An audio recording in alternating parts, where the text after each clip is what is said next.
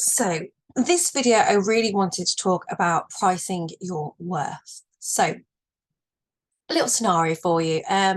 When I was at one of my craft fairs, I do a lot of craft fairs, pretty much nearly one every week. There was a lady at the craft fair that was also selling handmade jewellery. But her prices were dirt cheap, rock bottom prices. And I started talking to her about her pricing, and she said that, she did it for fun and that she tried to sell it for more and it hadn't worked out. So she dropped them back down to where they were. Um, and I tried to give her a little bit of a pep talk into raising her prices for next time, that she should have, more faith in her ability. I'm not sure I convinced her, but these are the reasons why charging too little can be damaging for not only your business, but for other businesses as well. So firstly, if an item is handmade or hand put together, whatever terminology you want to use for it, you not only have to factor in how much the individual parts to make up your finished item cost you, but your time as well. And when we're talking about individual parts, I mean everything. So for my jewellery, I factor in all the different elements from jump rings, beads, earring hooks, lobster clasps. Then there are things like my earring cards or my boxes. And if you're not factoring those things into your cost price and adding on a percentage of profit, then your business just won't survive. This is where you have to kind of change the mentality of, am I here to create a business, or am I here to just sell things? And that obviously has a lot to play with that. And often we are too scared to put a high price on an item because we fear that we're going to be judged, because, who do you think you are, kind of thing. But actually, a lot of the time, that's our own mind monkeys kind of at play. That whole imposter syndrome type thing. Who am I to put a price on this? Who am I to put that price on this? But you have to really value yourself and what you do, and also the types of materials that you're using. If you know that you're using the best materials, then why on earth would you not put a more luxury price on that product? At the end of the day, businesses that are selling like cashmere and stuff like that, they know that they are onto a winner. They know that they've got a luxury item and they can charge that price for it.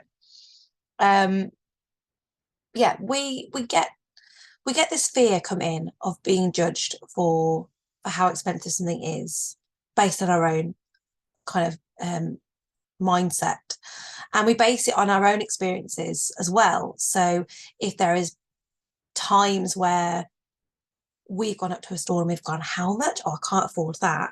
Because we think that's the way that we think, we then put that onto how we think everyone else is going to think. But actually, we are all different. We all have different budgets. And just because maybe you couldn't afford to spend that kind of money on something handmade doesn't mean that somebody else isn't.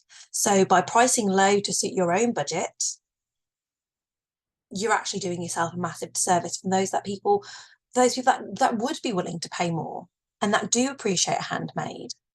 And we also have to think about, when we're pricing, we have to think about the kind of life that we want to live. Do you always want to feel stuck? If you're, running a business because you need that extra income, you're struggling financially, you're in that kind of scarcity mindset of, I need to make money because of this and that and the other, then you put all those insecurities, I need to make money, by going, okay, I need to make this as cheap as possible so that I get the sales. What would happen if you put those prices up and actually then when you sell that item, you're getting what you need to make that extra money that you need, rather than being like, I have to sell like 20 of these to get to where I need to be. Whereas actually you could just sell maybe 5 or 10 to get to where you need to be. The problem is that we do often price up worrying about each individual's budgets, when actually everyone's budget is differently. Every budget is different. Everyone's budget is different. And just because your item might not be within their budget doesn't mean that it's not going to be within somebody else's. It's not a blanket.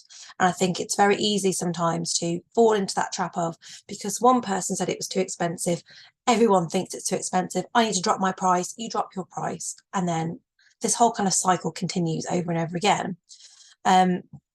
You know, if someone thinks that you're too expensive, I guarantee that you will find someone down the line who thinks you're too cheap. I've had this. I've had people question the price of my products because they think it's too expensive, and then someone else say you're not charging enough for it. So everybody is different. I hope that reiterates that point. Also, you need to factor in that your item isn't mass produced. So the number of items out there in the world, the same as yours, are a lot smaller than the likes of Primark and other cheaper retailers, where hundreds of thousands of the same product are sold. Maybe you only have a very small handful.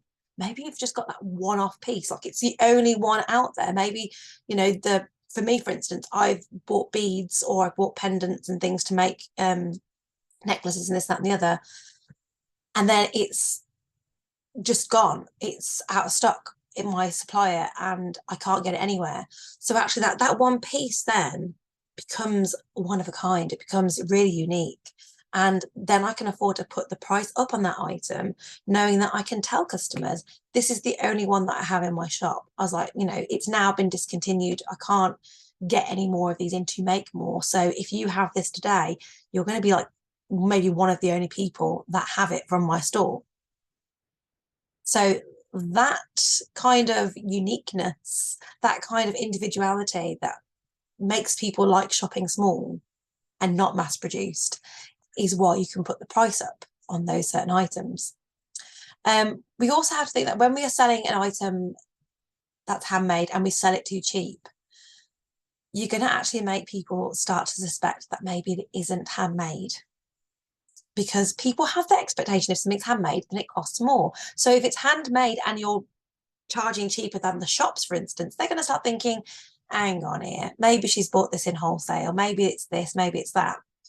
So if something is cheap, it makes us think that maybe it's not good quality. There's lots of different connotations that our brain kind of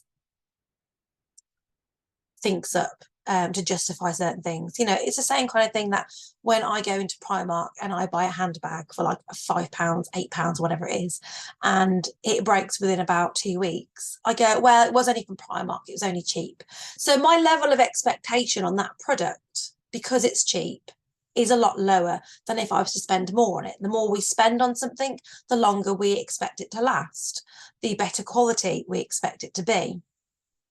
I'm not necessarily saying that it is the case, because I know for a fact that there are lots of products out there that are manufactured in the same place and yet are branded differently and also priced differently for the same thing. So it's not always the fact that price reflects you know, the value of the actual item itself, but it makes us as consumers feel that we are having something better quality, better value. So actually having kind of like a medium price point is quite good. I think you need to be known as kind of, you know, you're either going to be that high end person, and obviously when we are going high end, you have to think about how that kind of trickles down into every element of your business. So if you're a high end, then you have to be thinking that your packaging has to be a certain way. It has to have a certain level of consistency and this, and that, and the other. Whereas if you're a cheaper brand, if you look at things like Primark, it's bish, bash, bosh, here's your bag, off you go. There's no thrills. There's no thrills. There's no bells and whistles. It is what it is, because that's how they keep their costs down. We also have to think about the fact that designer products that we know sell for a ridiculous amount of money, hundreds of pounds, thousands of pounds sometimes, they can sometimes be created for pennies. You know, there's this whole thing about, you know, not wanting to buy from companies that are using sweatshops and this, that, and the other, not paying fair wages and all these things. But there are things out there that are, you know, they're made for pennies and then sold for hundreds. And what you're paying for is the fact that you've got this designer label, this brand attached to this product, which then puts that value up. It's the brand that has the value, not necessarily the product. So yeah, think about that when you're pricing up. Think about, you know, do Prada, do Gucci, do any of those designers kind of think, oh no, and pricing it far too high for people to be able to afford it. No, they know that that's their worth. They'll charge that. And if people want it, they'll pay for it. And if they can't, then they'll go and get a knockoff. And this is the thing. They're not thinking, oh no, we don't want people to have knockoffs and things like that, because they are selling a dream. They're selling an ideology of people work and know that they've made it in life if they own one of their handbags.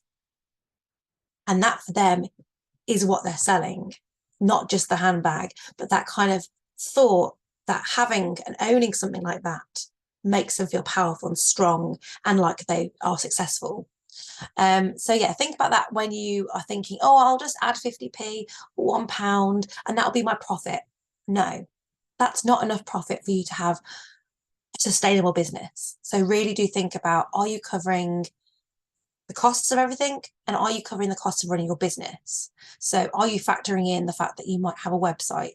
Are you factoring in any fees that you might have to pay from using a card machine at events, or for like PayPal fees for your website, or this and that and the other? Factor those things in. Make sure they are being covered with your pricing.